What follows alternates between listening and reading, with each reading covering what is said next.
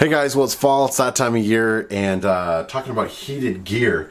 Heated grips are a super simple and easy accessory to add to your bike. This is the Oxford grip, and I absolutely love these hands down. I have friends that have used the previous sort of cheaper versions, anywhere from $30 to $60. You can get the little heaters that go underneath the just stock grips or whatever accessory grips you're running.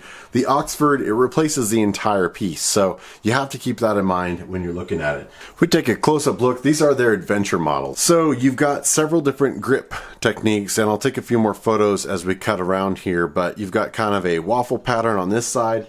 On the bottom side, you've got more of a smaller grip. I'm not sure that they actually matter over, say, the touring model or the sport model. They say it does. So as you can see, when I had my Atlas throttle lock over here, I did clock these up quite a bit, but as you can tell, there's no interference. I've got just enough cable over here to do full throttle, and they don't really get in the way. I don't catch them on branches or anything like that. The other side, on the left side of the steering, is underneath, the way it really should be. So I did have to put these at the 12 o'clock position. However, it hasn't really been an issue. All right, so that gives you a little bit of look at sort of the just different patterns that it has going across here. And then as you can see on the left side here, I've got the cord just neatly tucked around here and then down the handlebar. So not really worried about where it's at. I would like to have the other side, but with the Atlas throttle lock, I had to put it at the 12 o'clock.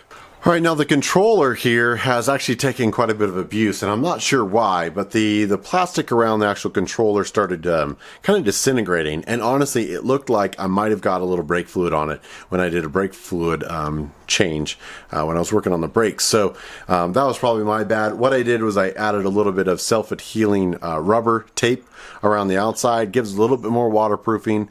But the biggest issue why you're going to spend that extra $30–40 for the Oxford is its intelligent controller. I have so many friends that run just the high-low switch on the cheap models, and they always forget them on. I don't care how good you are, you forget them on. And this guy here, plus button, goes up into 30%, which is nice for just kind of fall days. Thin gloves. 40, you're definitely going to start feeling it. 50% is actually really warm. There was only a couple times I ever went above 50, and that was going down to Death Valley this time of year in mid-November, going down 395, and you guys have seen that footage here before, where my hands, it was some of the coldest riding I've ever done, and even then, I was only in 75. I think when I went to 100, it was just literally so hot, I couldn't, I felt like I was burning my hands. They were just so hot.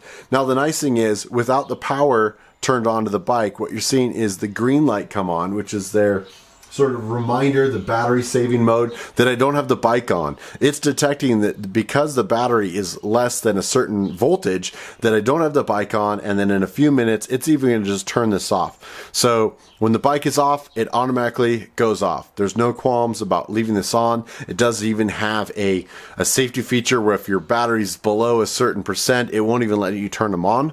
But the biggest, I just absolutely love how warm they are, how durable they are. They're not even wearing as quick as some of my other grips over here. That's one of the negative things, is because if you ever do wear those, you have to replace the entire unit, where the cheaper versions, you can just replace, a $20 grip and then keep the other ones. However, those will not last as long as the Oxford. Hands down, I can put money on it. So these have been phenomenal. You just go back down through the cycles and then go down from 30% and it turns itself off. So pretty easy, pretty nice. I highly recommend these things over the cheaper versions. I realize money is not always the easiest thing to throw on a motorcycle, but these will be so nice. I know people that have actually got stock heater grips from the factory and they still put on Oxfords. They're just that good, guys. They're hands down, they're going to last longer. The controller's better. Let me know what you guys are using. I think they're the best on the market for heated grips, and we'll catch you guys down the road. Hey guys, just want to give you a huge thank you for the continued support that you always give me. We'll be putting out more content, as always, everything from the high Arctic down to Antarctica and everywhere in between for our adventures on two wheels. We'll catch you down the road. Thanks again, guys.